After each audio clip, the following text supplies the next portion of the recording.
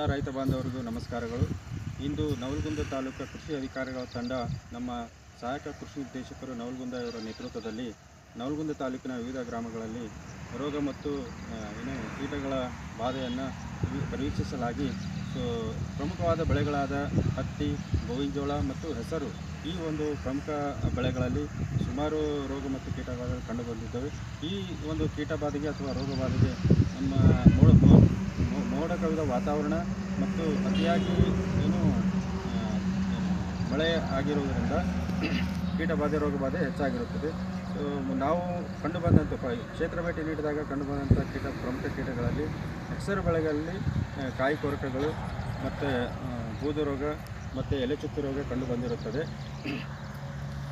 ಹೀಗೆ ಕೀಟಗಳಿಗೆ ಅಂದರೆ ನಾವು ಏನು ಕೀಡಿಗಳೇನಂತೀವಲ್ಲ ಅದಕ್ಕೆ ನಾವು ಕೃಷಿ ವಿಜ್ಞಾನಿಗಳ ತಂಡ ಒಂದು ಮಾಹಿತಿಯ ಪ್ರಕಾರ ನಾವು ಎಂಪ್ಲಿಗೋ ಅಂತೇಳಿ ಒಂದು ಕೀಟನಾಶಕ ಬರುತ್ತೆ.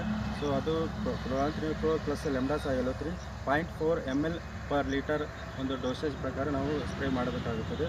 ಅದನ್ನು ನಾವು ಒಂದು ಎಕರೆಗೆ ಸುಮಾರು 200 ಲೀಟರ್ಗಳಷ್ಟು ನೀರಿನಲ್ಲಿ ಬೆರೆಸಿ ಸಿಂಪರಣೆ ಕೈಗೊಳ್ಳಬೇಕಾಗುತ್ತದೆ. ಅದೇ ಥರನಾಗಿ ಒಂದು ಕೊರಾಜಿನ್ ಅಂತ ಬರುತ್ತೆ. ಸೊ ಅದನ್ನು ಕೂಡ ಸೇಮ್ ಡೋಸೇಜಲ್ಲಿ ನಾವು ಸ್ಪ್ರೇ ಮಾಡಬೇಕಾಗುತ್ತೆ. ಅಥವಾ ಒಂದು ಸ್ಪೈನೋಸಾಡ್ ಅಂತಲೂ ಕೂಡ ಬರುತ್ತೆ. ಸೊ ಅದನ್ನು ಕೂಡ ನಾವು ಸಿಂಪರಣೆ ಕೈಗೊಳ್ಳಬೇಕಾಗುತ್ತೆ. ಅದೇ ಥರ ಒಂದು ಬೂದು ರೋಗ ಆಯಿತು ಅಥವಾ ಯಾವುದೇ ಎಲೆ ಚುಕ್ಕಿ ರೋಗ ಆಯಿತು, ಇವುಗಳನ್ನು ಹತೋಟಿ ತಗೊಳ್ಳೋಕ್ಕೆ ನಾವು ಹೆಕ್ಸಾಕೊನೋಜೋಲ್ ಅಥವಾ ಟುಬೆನ್ಕೊನೋಜೋಲ್ ಅಂತ ಒಂದು ಶಿಲೀಂಧ್ರನಾಶಕಗಳ ಕೂಡ ಅವಶ್ಯಕತೆ ಇರುತ್ತದೆ. ಸೊ ಅವು ಕೂಡ ನಾವು ಸಿಂಪರಣೆಗೆ ಬಳಸಬಹುದಾಗುತ್ತದೆ. ಅದೇ ಥರನಾಗಿ ನಮ್ಮ ಜೈವಿಕ ಪೀಡನಾಶಕಗಳು ಅಥವಾ ಜೈವಿಕ ನಿಯಂತ್ರಣಗಳ ಕ್ರಮಗಳನ್ನು ಕೂಡ ನಾವು ತೆಗೆದುಕೊಳ್ಳಬೇಕಾಗುತ್ತೆ. ಮತ್ತು ಬೇರೆ ಬೆಳೆಗಳಾದ ನಮ್ಮ ಗೋವಿನ ಜೋಳ ಮತ್ತು ಹತ್ತಿಗಳಲ್ಲಿ ಈ ಕೀಡುಗಳು ಕಂಡುಬರುತ್ತವೆ. ಸೊ ಕಾಯಿ ಕೊರಕಗಳು ಕಂಡುಬಂದಿರೋದ್ರಿಂದ ಅವುಗಳನ್ನು ಕೂಡ ನಾವು ಕೊರಾಜಿನ್ ಮತ್ತು ಆಂಪ್ಲಿಗೋ ಕೀಟನಾಶಕಗಳನ್ನು ಬಳಸಿ ನಿಯಂತ್ರಣ ತರಬಹುದು.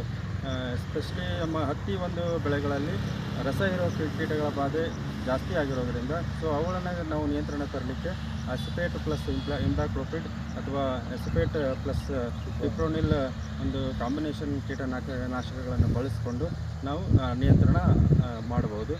ಇವುಗಳೆಲ್ಲವೂ ಜೊತೆಗೆ ನಾವು ಜೈವಿಕ ನಿಯಂತ್ರಣ ಕೂಡ ಮಾಡೋದರಿಂದ ನಾವು ಇನ್ನೂ ಹೆಚ್ಚಿನ ನಿಯಂತ್ರಣವನ್ನು ನಾವು ಕಂಡುಕೊಳ್ಬೋದು.